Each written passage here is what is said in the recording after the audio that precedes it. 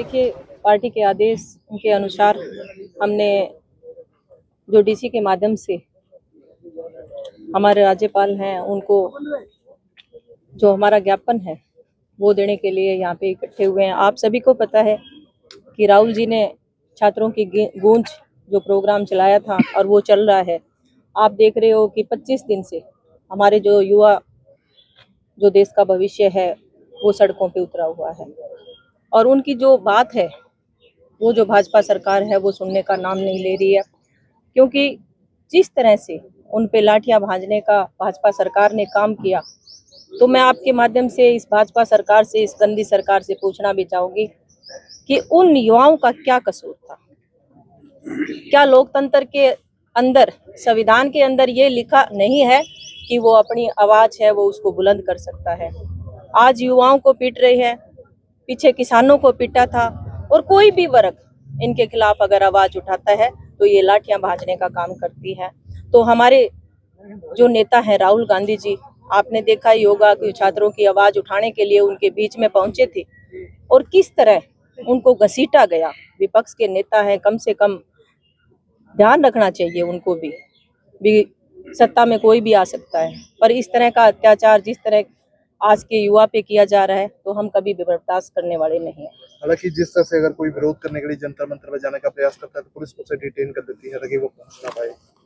देखिए, जिस तरह ये कर रही है, तानाशाही कर रही है, तो मैं इनसे पूछना चाहूंगी, क्या इस तरह आप तानाशाही से डिटेन कर रहे हो, रुकवा रहे हो, कोई भी आवाज बुलंद करता है तो उस पे लाठियां भाजने का काम करते हो? तो मैं तो सरकार को यही कहना चाहूंगी कि जो भी समस्या है उसका हल जो निकलने वाला है वो वार्तालाप से निकलेगा। ये इस तरह की हरकतें करके खुद को इनको देखना चाहिए, क्योंकि आज जो जंतर मंतर पे बच्चे बैठे हैं उनमें अकेले कांग्रेस के बच्चे नहीं है, वो सभी के साझे बच्चे हैं और उनकी आवाज बुलंद करना हमारा भी अधिकार है। क्योंकि मैं तो सभी से कहती भी हूँ कि आज जो छात्र है, चाहे किसान हो, मजदूर हो, कोई भी हो, उन्हीं के बेटे हैं, तो हमें उनकी आवाज बुलंद करनी चाहिए। और इस भाजपा सरकार को कहना भी चाहूंगी कि कितनी भी लाठियां भांज लो, ये जो वर्ग है, जो युवा वर्ग है, ये पीछे हटने वाला नहीं है। हालांकि मैडम आज मुख्यमंत्री साहब से जंतर मंतर का सवाल पूछा गया कि सर वहाँ प्रोटेस्ट चल रहा है, तो सीएम साहब ने बड़ी उपलब्धियां गिनवा दी कि जी हमने हरियाणा में बिना खर्चे बिना पर्ची नौकरियां दी हैं, पंजाब में ढंग से नौकरियां नहीं दी गई, इस तरह की बातें हैं। नहीं, नौकरियां दी है तो आज ये प्रोटेस्ट क्यों चल रहे हैं? जी आज आप देख रहे हो कि हमारा युवा है जो बेरोजगार है, दिन में दिन पेपर लीक होते जा रहे हैं। आपने पहले भी देखा होगा, बहुत सारे पेपर लीक हुए।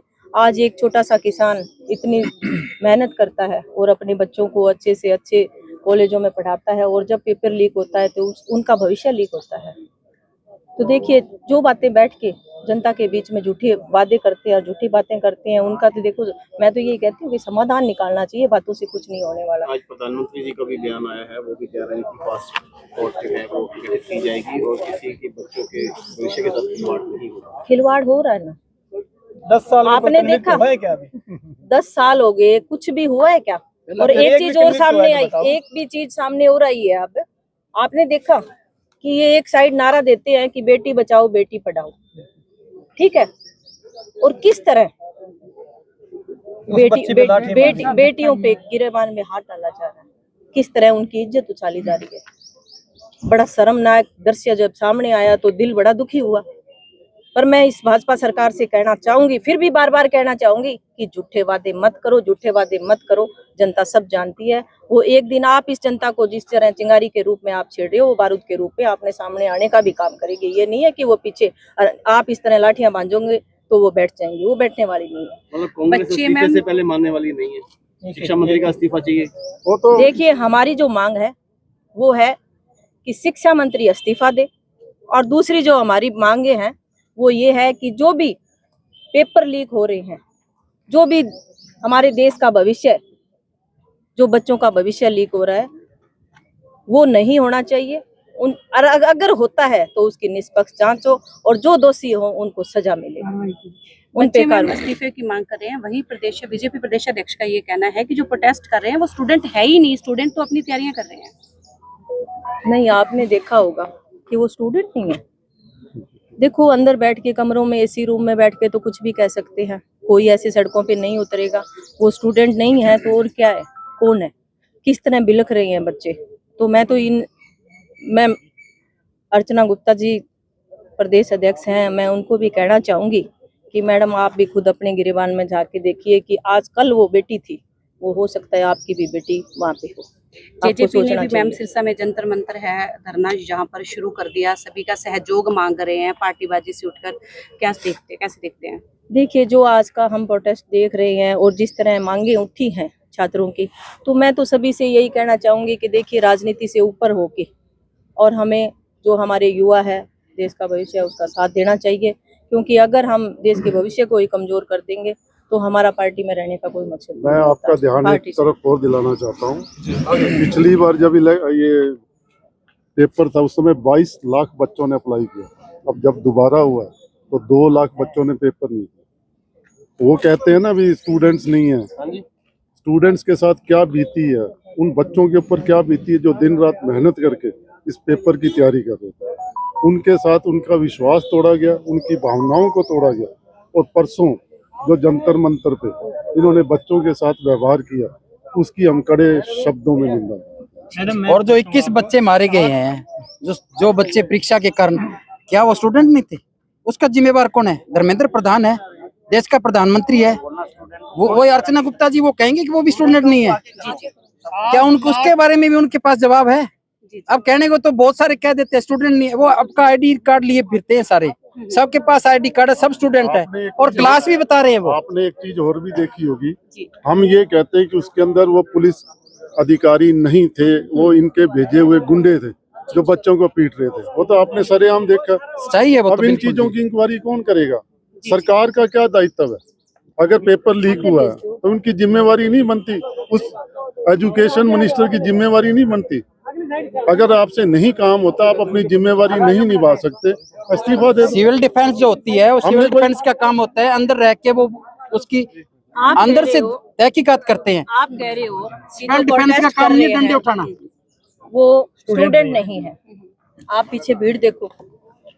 आज जो पार्टी का जो प्रोग्राम हमने रखा, इनको एक मैसेज दिया ये स्टूडेंट और सारे स्टूडेंट हमारे साथ हम खड़े हुए हैं। एक अभिभावक छोटी सी हैं, कॉल पे बच्चे भी हमारे, आप देखिए। और जो बड़े हमारे आपके बच्चे भी पढ़ रहे हैं। होंगे, ऐसी आप बात देखिए नहीं। मैडम, इस एपिसोड में 10 साल में 152 बार पेपर लीक हुए, ये तो डाटा बोल रहा है। और इसके अलावा क्या हुआ है ये आप सुन नहीं सकते। 300 से ज्यादा बार पेपर लीक हो चुके हैं और 7 करोड़ जो पेरेंट्स हैं और स्टूडेंट हैं वो इफेक्टेड हुए इस पेपर लीक से। इस पेपर लीक से 7 करोड़ पेरेंट्स इफेक्टेड हुए हैं देश में। और आज तक बता दो किसी को कन्विक्शन हुई है? कोई पकड़ा गया है? कोई नहीं पकड़ा गया। और ये ऊपर से ये कहते हैं स्टूडेंट नहीं है, तो वहां है कौन? और जो लाठियां चलाई जा रही है उनके कोई वेज नहीं था, कोई उनका नेम प्लेट नहीं थी। क्यों नहीं थी? क्योंकि वो गुंडे इनके खुद के हैं और वो वर्दी में जाके स्टूडेंट्स को पीटते हैं। क्योंकि पुलिस वाले जो है ना, उनके भी बच्चे हैं, उनको भी पता है कि हमारे बच्चों के साथ भी न्याय नहीं हो रहा। सर ये भी कहा जा रहा है कि कांग्रेस की तरफ से आंदोलन को उग्र किया जा रहा है, राजनीति चमकाई जा रही है। ऐसा है मैम, कांग्रेस आंदोलन उग्र नहीं कर रही। कांग्रेस सिर्फ उन बच्चों के लिए न्याय मांग रही है जिनको न्याय नहीं मिला और उन पे अन्यथे बच्चों पे लाठियां बांधी जा रही है। कांग्रेस की हमारे जो नेता थे राहुल गांधी जी, वो छात्रों की गूंज एक प्रोग्राम में पहुंचे थे। आपने शायद सभी ने देखा होगा कोटा कि पहुंचे, उसके देहरादून अंदर, पहुंचे थे। कोटा के अंदर एक भी लफ्ज अगर उन्होंने कहा है कि पार्टी के लिए कोई भी लफ्ज रखा है, सिर्फ छात्रों की बात छात्रों की की थी। बात फिर भी मैं इस सरकार से, निकम्मी सरकार से कहना चाहूंगी कि जिस हिसाब से, जिस तरह हमारे जो राहुल गांधी जी का जो पसीना बहा रहा है, एक भी बूंद नीचे गिरी तो उसको खून में बदलने का हम काम करेंगे, पीछे हटेंगे नहीं। कांग्रेस जिंदाबाद। सबसे पहले मैं आप सभी का धन्यवाद करता हूं। और हमारे साथ आज छात्रों की गूंज में जो हमारे स्टूडेंट के साथ साथ उनके अभिभावक भी आए हैं, और संतोष जी बेनीवाल जी जो जिला अध्यक्ष हैं वो भी पहुंचे और सभी अपने वकील साथी भी पहुंचे हैं। तो मैं आप यहाँ पे पहुंचने पे सभी का हार्दिक अभिनंदन करता हूं। और आज हम बताना चाहते हैं, जैसे कि लोकतंत्र के वो 2 स्तंभ होते हैं जी, एक पक्ष और एक विपक्ष। और आज जो विपक्ष की आवाज़ दबाई जा रही है, लोकतंत्र में तानाशाही चल रही है और करोड़ों, हजारों करोड़ों स्टूडेंट के साथ खिलवाड़ हो रहा है। जैसे कि स्टूडेंट ही स्तंभ होता है, एक मेन स्तंभ होता है कि जैसे आगे चलने के लिए, आगे की पीढ़ियों को देखने के लिए वो मेन स्टूडेंट है जो आज शिक्षा लेंगे, उच्च शिक्षा लेंगे। तभी वो आगे चलकर अपने बच्चों को पढ़ाएंगे और कराएंगे। और आज उनको रोजगार नहीं मिल रहा, बेरोजगार घूम रहे हैं, डिग्रियां लेके हाथ में घूम रहे हैं, और उन पर सिर्फ लाठियां बरसाई जा रही है, उनको दबाव बनाया जा रहा है। और हमारे आदरणीय नेता राहुल गांधी जी ने भी इसमें गूंज में हिस्सा लिया था। उन पे विपक्ष ने बड़ी क्रूरता से उनको उठाया गया है, उनको नजरबंद भी करवाया गया था, उनको अंदर करवाया गया था। ये एक बहुत गलत बात है।